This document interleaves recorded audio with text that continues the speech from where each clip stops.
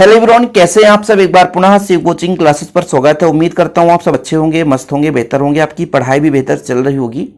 Class 11th chemistry में chapter first चल रहा बच्चों। इसके पहले हमने जो भी वीडियोस प्रोवाइड किया हो आपको प्लेलिस्ट में मिल जाएगा। चैनल पे पहली बार आए, चैनल को सब्सक्राइब जरूर कर लें। आज के इस लेक्चर में आप लोग सीखने वाले हैं गैसों से संबंधित गेलो-साक का नियम। जो आपका चैप्टर फर्स्ट है, इसमें कई सारे नियम जैसे द्रव्यमान संरक्षण का नियम है, व्युत्क्रम अनुपात का नियम है, गुणित अनुपात का नियम है, स्थिर अनुपात का नियम है, वैसे ही गेलो-साक का नियम है जिसे सन 1808 में गेलो-साक के द्वारा दिया गया। इन्होंने बताया कि जब दो गैसें आपस में संयोग करते हैं तो सदैव सरल अनुपात में होते हैं, और यदि बनने वाला पदार्थ भी गैस बन गया तो वो भी एक अनुपात में होता है, अर्थात एक सरल अनुपात में होता है। यही गेलो-साक का नियम है और ज्यादा कुछ है ही नहीं इसमें, कि दो गैसें आपस में संयोग किए और संयोग करते हैं तो हमेशा सरल अनुपात में ही संयोग करते हैं, जैसे 1:2, 2:3, 4, 5, ऐसे ही सरल अनुपात होता है। सरल अनुपात का मतलब ये है कि उससे और वो टूट ना सके, छोटा ना हो सके, वो सरल अनुपात होता है। जैसे 5:10 है तो उसको सरल अनुपात बना देंगे 1:2। थोड़ा समझना, फैक्ट की बातें आप समझ लोगे तो सब कुछ क्लियर है भाई, एक दिन के लिए नहीं, हमेशा के लिए। मैंने कहा सरल अनुपात क्या कहलाता है। जैसे मान लीजिए कोई भी अनुपात है 5:10, ये सरल अनुपात नहीं कहलाएगा। इसको तोड़ देंगे तो 1/2 सरल अनुपात हो जाएगा। जैसे मान के चलता हूं कि 3/9 है, तो क्या सरल अनुपात है? नहीं। इसको तोड़ेंगे 3×1 3 3 9, तो ये सरल अनुपात है। कहने का मतलब 1:2, 2:3, 4:4, ये एक आपकी सरल अनुपात में, ये एक दूसरे से कटते नहीं है।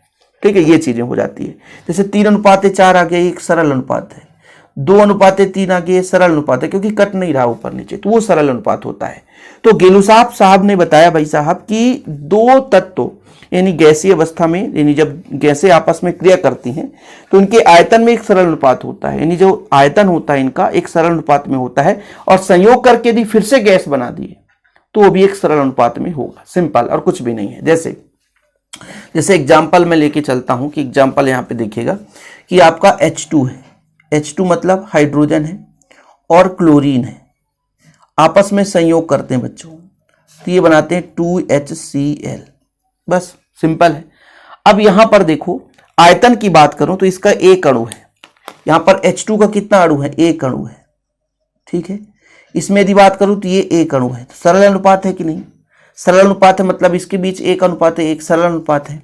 और यहां पर दो अणु है। HCl का कितने अणु है? दो अणु। तो टोटल अनुपात निकालूंगा तो 1:1:2 आ जाएगा।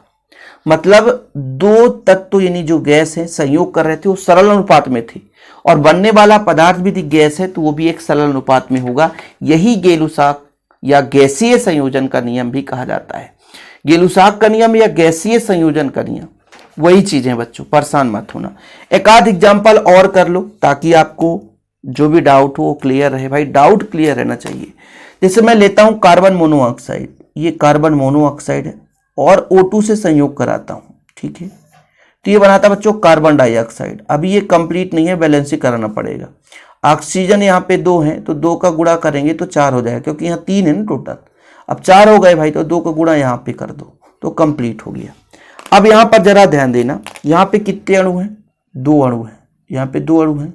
ठीक, यहाँ पे कितने अणु हैं? 1 अणु है। और यहाँ पे कितने अणु हैं? 2 अणु हैं। ठीक है, अब इनके बीच अनुपात निकालो। सरल अनुपात है कि नहीं? 2:1:2। ठीक है, सरल अनुपात है। तो ये आपका गेलो-साक का नियम हो गया कि दो गैसें आपस में संयोग करते हैं तो सदैव गैसीय अवस्था में सरल अनुपात में संयोग करते हैं, और बनने वाला पदार्थ भी गैस है तो वो भी एक सरल अनुपात में होगा।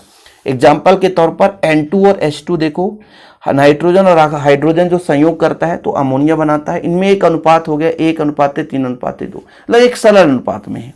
जैसे हमने कार्बन मोनोऑक्साइड और ऑक्सीजन का संयोग कराया 2:1:2 आ गया। सिंपल है बच्चों, छोटा सा नियम है, एग्जाम में कई बार पूछा भी गया है। पहली बार आए चैनल को सब्सक्राइब जरूर कर लें, और यदि इसका नोट्स लेना है तो कांटेक्ट नंबर है 9685299149, 9685 299149, 9685 299149। इस नंबर पर आप कांटेक्ट करें, नोट्स ले लें, प्रॉपर रूप से तैयारी करें। चैनल पे पहली बार आए चैनल को सब्सक्राइब कर लें। सोशल मीडिया के अदर प्लेटफॉर्म से जुड़ने के लिए डिस्क्रिप्शन पे लिंक मिल जाएगा, वहां से हमारे साथ जुड़ सकते हैं, हमारे ऐप को भी डाउनलोड कर सकते हैं। जय हिंद, वंदे मातरम।